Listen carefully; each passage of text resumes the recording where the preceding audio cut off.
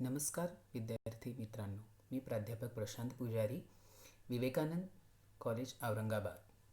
विद्यार्थी मित्रांनो, प्रकरण दुसरं, बाजारपेठ मूल्यमापन यामधला पुढचा भाग आज आपण बघणार आहोत. ग्राहकांचे प्रकार. तर ग्राहकांचे प्रकार बघत असताना आपल्याला कोणताही व्यवसाय हे त्याचं यश जे आहे ते विक्रय यंत्रणा किंवा ग्राहकाला, उपभोक्त्याला किती यशस्वीपणे हाताळू शकते यावर अवलंबून असते. ग्राहकाची वर्तणूक व त्याला प्रभावित करणारे घटक, त्याची विचार करण्याची पद्धत, शिक्षण, स्वभाव, त्याची वैशिष्ट्य इत्यादी निकषांच्या आधारावर ग्राहकांचे विविध प्रकार आपल्याला पाडता येतात किंवा पडतात. आता ग्राहकांच्या प्रकारामध्ये पहिला पाठ त्यांनी सांगितलेला आहे की स्वभावानुसार ग्राहकांचे प्रकार. आता स्वभावानुसार ग्राहकांचे प्रकार, त्यामध्ये उपप्रकार आहे की स्वभावानुसार ग्राहकांचे प्रकार म्हणजे त्याच्यामध्ये पहिला आहे शांत ग्राहक. आता या प्रकारचे ग्राहक हे स्वभावाने अतिशय शांत व धीर गंभीर असतो. तो जरुरीपुरतेच बोलतो, त्याचे बोलणे मोजकेच असते पण स्पष्ट असते. असा ग्राहक अत्यंत चतुर, दूरदर्शी व दुसऱ्याच्या मनातील आशय ओळखणारा असा असतो. म्हणजेच त्या व्यक्तीला ज्या गोष्टी पाहिजे तेवढंच तो बोलणार. त्याचं जे काही मत आहे तो स्पष्टपणे त्या दुकानदाराला सांगणार. आणि असे जे ग्राहक असतात ते अत्यंत चतुर व दूरदर्शी विचार करणारे व दुसऱ्यांच्या मनातील आशय जाणणारे, ओळखणारे असे हे ग्राहक असतात. त्यानंतर आहे बोलका ग्राहक. बोलका ग्राहक नावातच आहे की बडबड करणारा ग्राहक, किंवा त्याचा स्वभावच असा असेल की तो जास्त बडबड करतो. अशा ग्राहकांची सतत बडबड चालू असते. तो आपल्याला कोणती वस्तू हवी आहे एवढे सांगून थांबत नाही, तर अनाठाई गप्पा मारत असतो.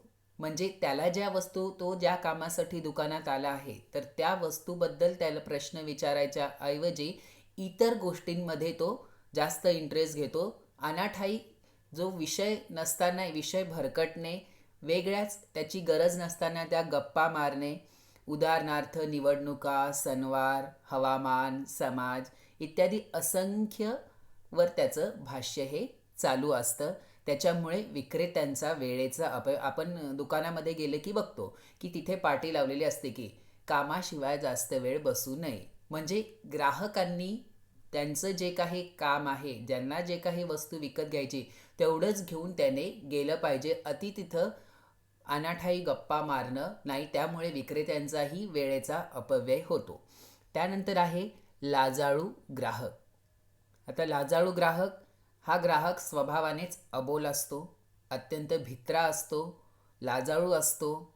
दुकानात जाऊन सौदा करीत बसणे आपल्याला जमेल किंवा नाही याची त्याला भीती वाटत असते. वस्तू पाहताना तो गोंधळून जातो. त्याचा भित्रेपणा जाईल असे वातावरण विक्रेत्याने तयार करावे व त्यास मदत करून ती वस्तू खरेदी करण्यास त्यास प्रवृत्त करावे. हे आता आपण जेवढे प्रकार बघतोय ते आपणही वेगवेगळ्या दुकानांमध्ये जाऊन आपण आपल्या वस्तू खरेदी करतो. तेव्हा त्या वस्तू खरेदी करत असताना सुद्धा आपल्याला हे अनुभव येतात की आपल्याला जर एखादी वस्तू पटत नसेल किंवा आपण गोंधळलेलो असेल, बार्गेनिंग आपल्याला जर करता येत नसेल, तर समोरच्या व्यक्तीने आपला जो काही स्वभाव आहे तो जाणून घेऊन आपल्याला ती वस्तू खरेदी करण्यासाठी प्रवृत्त करणे किंवा आपली मदत त्याने केली पाहिजे. अशा लाजाळू व भित्र्या ग्राहकांसोबत. त्यानंतर आहे चंचल ग्राहक. चंचल वृत्तीचा ग्राहक. चंचल म्हणजेच एक त्याच्यामध्ये निर्णय क्षमता ही पटकन असते की आपल्याला जी वस्तू घ्यायची ती पटकन निवडायची आणि लगेच बाहेर पडायचं. अशा व्यक्तींना चंचल वृत्तीचा ग्राहक असं म्हटलेलं आहे. की हा ग्राहक स्वतःचा निर्णय अनेकदा बदलण्याचा सुद्धा प्रयत्न करतो, त्यामुळे मालाची निवड चटकन करणे त्यास शक्य होत नाही. तेव्हा अशा ग्राहकांना विक्रेत्याने योग्य मार्गदर्शन करून गरजा भागवणारी वस्तू सूचित. एका गोष्टीवर ठाम न राहणं, मला हीच वस्तू खरेदी करायची आहे, मी तीच घेणार. घडीत आत्ता ही वस्तू आपण दुकानात गेल्यावर बघतो, दुकानदार सर्वप्रथम आपल्याला विचारतो की तुम्हाला कोणती वस्तू हवी आहे. त्या पॅटर्ननी तो त्या वस्तू, कपड्याचं दुकान उदाहरण बघा, तर आपल्याला त्याला तो विचारतो तुम्हाला काय पाहिजे, जीन्स पाहिजे, फॉर्मल पाहिजे, विविध त्याच्याकडे जे कपडे आहे तो विचार. आपण त्याच्यातलं एक दाखवलं, तो त्या पॅटर्नचे संपूर्ण कपडे आपल्याला काढून दाखवतो. पण काही ग्राहक असे असतात की त्याला खूप तो व्हरायटी बघतो, नंतर तो म्हणतो नको मला थोडं फॉर्मलच दाखवा, नको मला मग कॅज्युअलच दाखवा. म्हणजे एका मतावर तो ठाम नसतो. त्यामुळे अशा ग्राहकांना विक्रेत्याने योग्य मार्गदर्शन करून त्यांना वस्तू खरेदी करण्यासाठी सूचित करावे. त्यानंतर आहे संशयी ग्राहक. आता संशयी ग्राहक असे ग्राहक की जे वस्तूचा गुण, दर्जा, उपयुक्त, वाजवीपणा इत्यादी बाबत अनेक प्रश्न विचारित असतात. ते चिकित्सक प्रवृत्तीचे असतात. विक्रेत्याने संयम ठेवून सौजन्यपूर्वक प्रश्नांची उत्तरे द्यावीत. म्हणजे त्याला त्या वस्तू खरेदी करताना असे लोक आहे की त्या वस्तूबद्दल जोपर्यंत त्याला खात्री होत नाही तोपर्यंत त्याला तो प्रश्न निर्माण होतात. मग तो त्याचा वस्तूचा दर्जा बघेल, त्याची गुणवत्ता बघेल, उपयुक्तता काय आहे, वाजवीपणा काय आहे, किंमत काय आहे, अशा संपूर्ण गोष्टींबद्दल त्याला एक संशय मनामध्ये असतो. त्यामुळे अशा ग्राहकांना संशयी ग्राहक असे म्हणतात. विविध प्रश्न विचारले तर त्याचं विक्रेत्याने समाधान करणं, शांततेने समाधान करणं गरजेचं आहे. त्यानंतर निश्चयी ग्राहक. निश्चयी ग्राहक की असे ग्राहक की जे घरातूनच निश्चय करून निघतात की मला या दुकानात जायचं आहे आणि या दुकानातून ही वस्तू खरेदी करायची आहे. यामुळे काय होतं, आपलाही वेळ वाचतो आणि आपल्याला जी वस्तू दुकानात आल्याबरोबर जी वस्तू हवी आहे ती स्वरूपाची ती मागणी करतो आणि थोड्या वेळात आपली जी खरेदारी आहे ती संपते. म्हणजे विक्रेत्यांनाही सूचना ऐकून घेण्याची विक्रेत्याकडूनही सूचना ऐकून घेण्याची तयारी नसते. अशा ग्राहकांना आपण कामापुरतंच मर्यादित नम्रपणे त्यांना आपण दृष्टिकोन ठेवायला पाहिजे. कारण की तो घरूनच निर्णय घेऊन आलेला आहे की मला हीच वस्तू खरेदी करायची आहे. तुमच्या दुकानामध्ये असेल नसेल तर ते त्या विक्रेत्याशी, त्या ग्राहकाला नम्रपणे तुम्ही त्याचं समाधान केलं पाहिजे. त्यानंतर आहे अनिश्चयी ग्राहक. अनिश्चयी ग्राहक की त्याचा अर्थातच की त्याचा निश्चय झालेला नाही, की या ग्राहकाचा खरेदीविषयीचा निर्णय हा नेहमी डळमळीत असतो. वस्तू खरेदी करावी वा करू नये या दोन्ही बाजूंनी तो सारखा विचार करीत राहतो. त्याला निर्णयाला येण्यास अधिक वेळ लागतो. त्याचे दोन मत असतात की ही वस्तू खरेदी करू किंवा नको करू. म्हणजे त्याने निर्णय केलेला नसतो. आपण मॉलमध्ये गेल्यावर बघतो की आपण मॉलमध्ये गेल्यावर ज्या वस्तू आपल्याला खरेदी करायच्या त्या बाजूलाच राहतात आणि दुसऱ्याच वस्तू आपण बघा. हे साधारण होतं की आपल्या डोळ्यासमोर ज्या वस्तू आपल्याला दिसतात तर त्या वस्तू आपण खरेदी करण्याकडे वळतो. पण मग सरासरी विचार करतो की आपल्याला ह्या वस्तू घ्यायच्या आहे का नाही घ्यायच्या आहे, तर त्याचा एक निश्चय नसतो. तर अशा व्यक्तींना आपण अनिश्चयी ग्राहक असं म्हटलेलं आहे. त्यानंतर आहे उतावळा ग्राहक. उतावळा ग्राहक दुकानात आल्याबरोबर आपणास पाहिजे असलेली वस्तू ताबडतोब मिळावी अशी ग्राहकांची अपेक्षा असते. थोडा विलंब लागलाच विक्रेत्याबद्दल ताबडतोब त्याचे मत प्रतिकूल होते. अशा वेळी अन्य ग्राहकांची क्षमा मागून प्रथम विक्रेत्याने अशा ग्राहकांकडे लक्ष द्यावे. काही खूप ग्राहक असे असतात की दुकानात गेल्याबरोबर त्यांना आपल्या वस्तू लगेच त्वरित पाहिजे असतात, त्यांना वेळ नसतो. तर थोडाही वेळ लागला कारण की विक्रेत्यांकडे विविध कस्टमर असतात, त्यांनाही हँडल करणं असतं. पण काही उतावळे ग्राहक असतात की दुकानात गेल्या गेल्या मला सर्व पटकन दाखवलं पाहिजे, नाहीतर विक्रेत्याला किती वेळ होतोय, दाखवतात आहे का नाही दाखवतात आहे की जाऊ दुसऱ्या दुकानाकडे. असे जे ग्राहक असतात त्यांना तुम्ही पहिले प्राधान्य द्यायचं आणि आपल्या वस्तू त्यांना दाखवून त्यांचं समाधान करायचं. त्यानंतर कुशल ग्राहक. तर अशा ग्राहकांचं वस्तूविषयीचं मत हे निश्चित असतं. असे ग्राहक वस्तूचा टिकाऊपणा व व्यावहारिक उपयोगावर जास्त लक्ष देतात व विक्रेत्याने त्यांना हव्या असलेल्या वस्तू दाखवाव्यात. विक्रेत्याने ग्राहकांच्या चौकशीबद्दल राग न मानता त्याला जास्तीत जास्त समाधान देण्याचा प्रयत्न करावा. एखादी मोठी वस्तू आपण जर घेत असतो तर त्याबद्दल त्याचा टिकाऊपणा व व्यवहारी उपयोगवर त्याने तो जास्त लक्ष देतो. मग अशा वेळेस त्याला जे काही त्याबद्दल प्रश्न निर्माण होणारे आहेत तर विक्रेत्याने त्याचं योग्य ते समाधान केलं पाहिजे. त्याला त्या वस्तूबद्दल संपूर्ण ज्ञान असतं अशा व्यक्तीला आपण कुशल ग्राहक म्हटलेलं आहे. त्यानंतर आहे उद्धट किंवा उर्मट ग्राहक. तर अशा ग्राहकांची मनोवृत्ती चढेल व अरेरावी दर्शक असते. असे ग्राहक दुसऱ्याच्या मतास किंमत देत नाही व हेकेखोर असतात. जर विक्रेत्याने त्याचे मत मान्य केले नाही तर ताबडतोब त्याच्याशी तो वाद उरकून काढतो व भांडण निर्माण करू शकतो.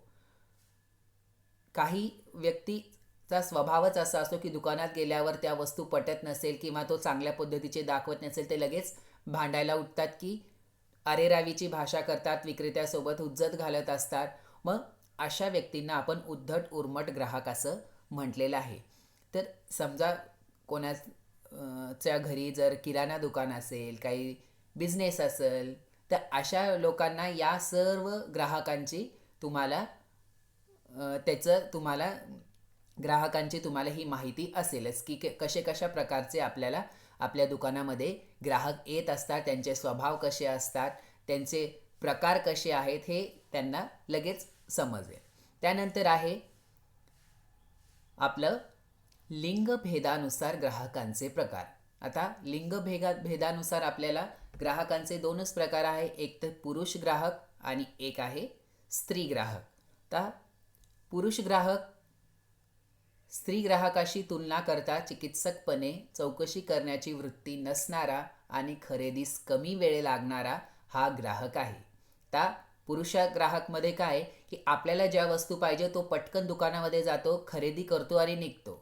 पण याच्या उलट जर महिला वर्ग, स्त्री वर्ग जर खरेदीला गेलं तर तिथे त्या वस्तू खरेदी करण्यामध्ये बराचसा वेळ लागतो. तो त्या प्रत्येक वस्तूबद्दल त्याची माहिती, मग त्याच्यावर स्कीम काय आहे, त्याची बार्गेनिंग वगैरे या सर्व गोष्टी महिलांमध्ये हा प्रकार जास्त आपल्याला बघायला मिळतो. त्यामुळे स्त्री ग्राहकांना खरेदीसाठी सुद्धा वेळ हा जास्त प्रमाणामध्ये लागतो.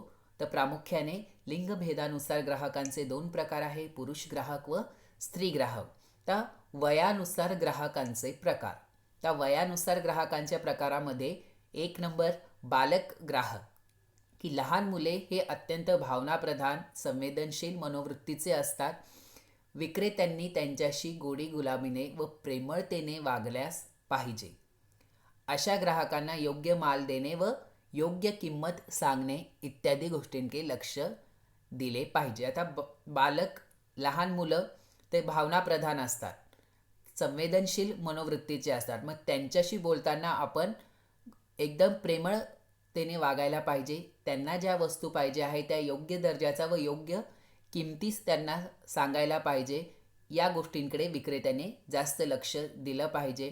वस्तूचे दर किती झालेले आहे हे एका कागदावर लिहून त्यांना त्याचा तो पावती त्याने दिली पाहिजे. त्यानंतर आहे तरुण ग्राहक, तरुण व मध्यम ग्राहक, की तरुण ग्राहक वयोमानानुसार काहीसे चंचल आणि नाविन्याची आवड असणारे असतात. सतत नवनवीन वस्तू वापरण्याची त्यांची एक इच्छा असते. म्हणून अशा ग्राहकांचा मनाचा कल पाहून त्यांच्या आवडीनिवडीच्या वस्तूचा अभ्यास करणे आवश्यक असते. आणि त्यानंतर आहे वृद्ध ग्राहक, की वृद्ध ग्राहक बरेचसे अपंग व लहान मुलांप्रमाणेच असतात. त्यांची नाजूक शारीरिक व मानसिक स्थिती विक्रेत्यानेच समजून घ्यावी. अशा ग्राहकांना योग्य वस्तूंचा पुरवठा करणे व वस्तूच्या किमतीपेक्षा गुणवत्तेवर भर देणे आवश्यक असते.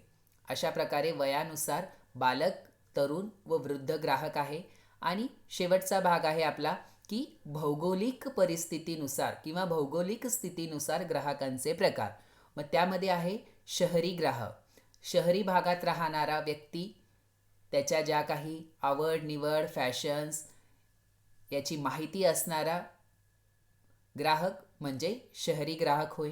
ग्रामीण ग्राहक की ग्रामीण भागात राहणारा आणि खरेदीसाठी शहरात आलेल्या ग्राहकास आपण ग्रामीण की त्याला त्या वस्तूबद्दल फॅशन्स, आवड निवड, दर्जा याबद्दल फारसे ज्ञान नसते, त्यामुळे आपण त्याला सांगितलेले आहे की ग्रामीण ग्राहक. त्यानंतर आहे विदेशी ग्राहक. विदेशी ग्राहक की अशा ग्राहकांशी संभाषण करताना भाषेचा प्रश्न निर्माण होतो, तसेच त्यांना बाजारपेठेबद्दल विशेष ज्ञान नसते. अशा त्यांच्या हावभावावरून किंवा इंग्रजी भाषेचा आधार घेऊन आपल्याला त्यांना काय पाहिजे हे जाणून घेण्याचा आपण प्रयत्न करता आला पाहिजे. ग्राहकांचे लक्ष वस्तूंच्या वैशिष्ट्यांकडे आकर्षित करण्याचा प्रयत्न करता आला पाहिजे. तर अशा ग्राहकांना आपण विदेशी ग्राहक असं म्हटलेलं आहे, की जे बाहेरच्या देशातून आपल्या देशात फिरायला वगैरे समजा आले असतील, तर इथल्या बाजारपेठेतील विक्रेत्यांनी त्यांच्याशी आपली वस्तू कशी खरेदी करतील यासाठी संभाषण कौशल्य येणं गरजेचं आहे. थोडा इंग्रजीचा वापर करून आपण त्यांना काय हवं आहे, आपल्याकडे असलेल्या वस्तूंमध्ये काय वैशिष्ट्यता आहे हे त्यांना पटवून देण्याचा प्रयत्न केला पाहिजे. अशा प्रकारे ग्राहकांचे विविध प्रकार आपल्याला पाहायला मिळतात. त्या ग्राहकांच्या प्रकारानुसार आपल्याला वस्तू या बाजारपेठेमध्ये विक्री केल्या पाहिजे. त्यानंतर आहे बाजारपेठ मूल्यमापनाची गरज. तर बाजारपेठ मूल्यमापनाची गरज, नीड ऑफ मार्केट असेसमेंट.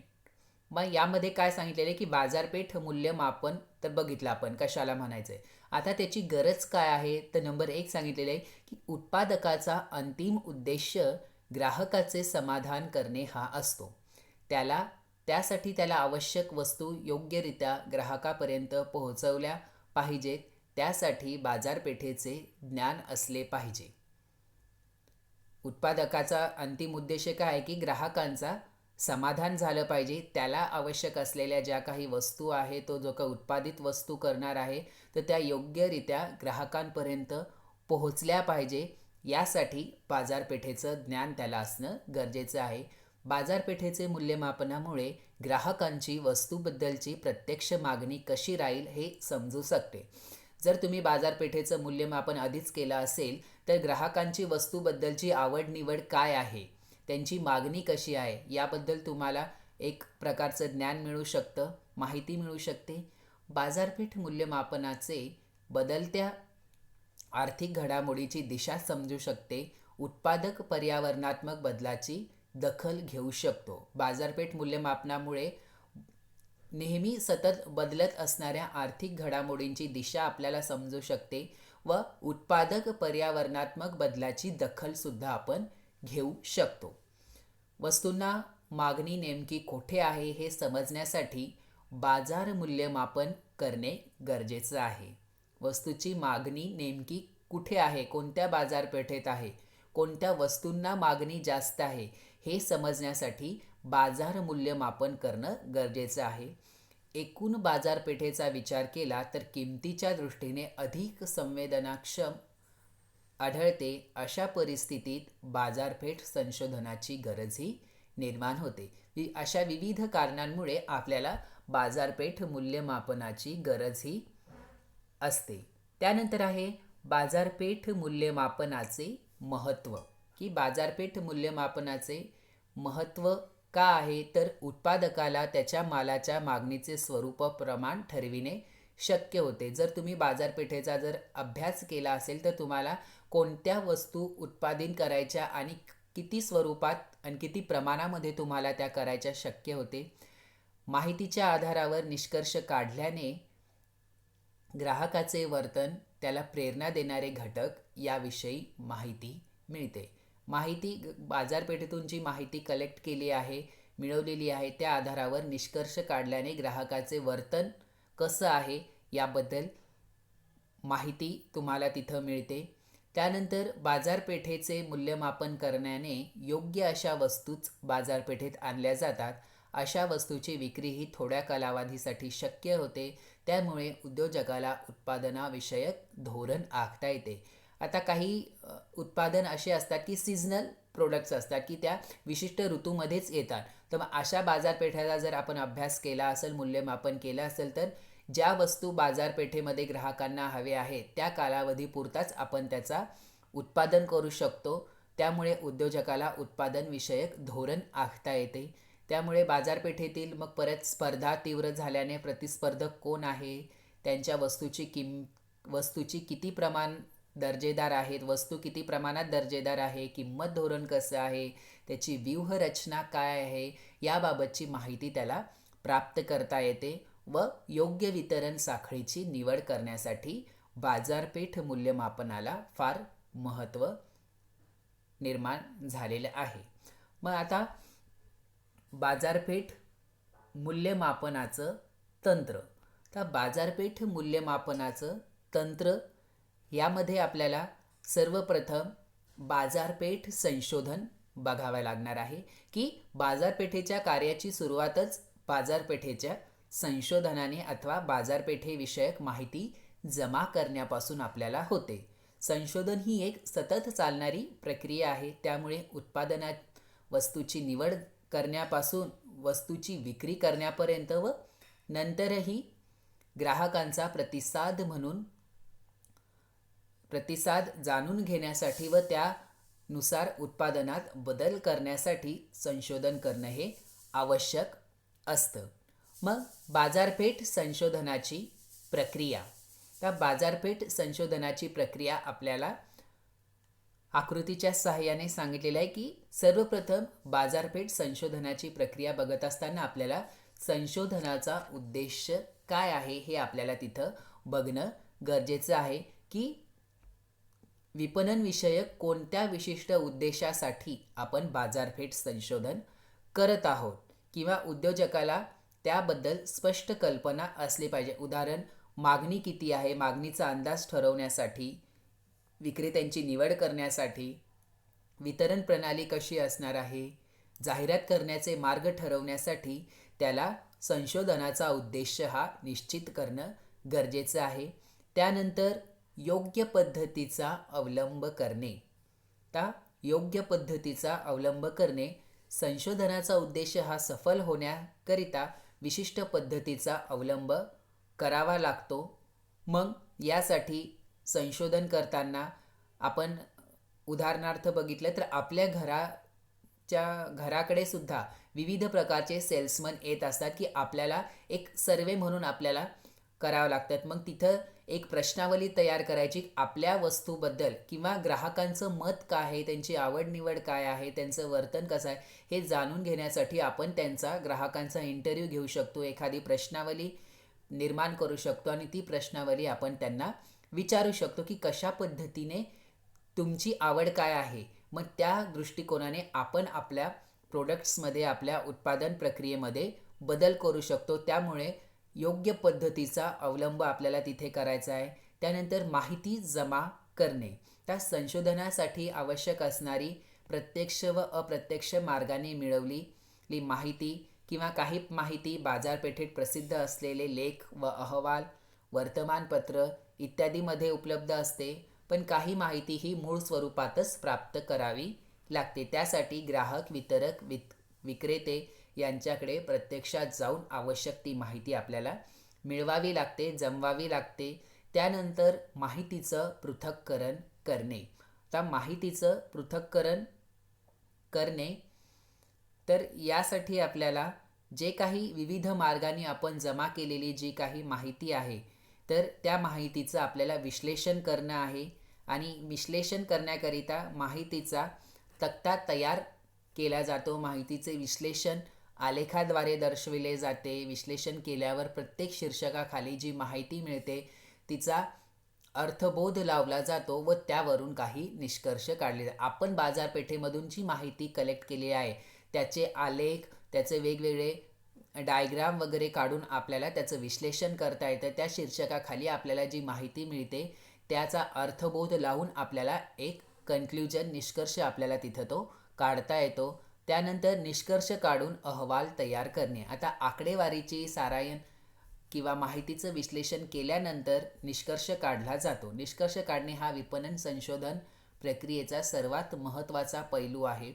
निष्कर्ष काढून झाल्यावर त्याबाबतचा संशोधन अहवाल तयार केला जातो. या अहवालामध्ये उद्देश साध्य करण्यासाठी किंवा समस्या सोडवण्याकरिता काही उपाययोजना सुचवल्या जातात. उद्देश सफल करताना उद्भवणाऱ्या उणिवा काय आहे, अडचणी यांचासुद्धा अहवालात समावेश केला जातो. उद्देश सफल होण्यासाठी उपयुक्त सूचना किंवा तुमचं सजेशन काय आहे हे सुद्धा त्या अहवालामध्ये तुम्ही मांडू शकता. त्यानंतर शेवटचं आहे पाठपुरावा करणे. तर पाठपुरावा करणे अहवालात सुचविलेल्या सूचना अंमलात किंवा कृतीत आणण्यासाठी त्याचा पाठपुरावा सुद्धा करणं गरजेचं आहे. या सर्व गोष्टी करत असताना शेवट तुम्ही जर त्याचा पाठपुरावा केला नाही, या सर्व गोष्टी साध्य करण्यासाठी जर तुम्ही त्याचा पाठपुरावा केला नाही तर बाजारपेठ संशोधनाची प्रक्रिया होऊ शकत नाही.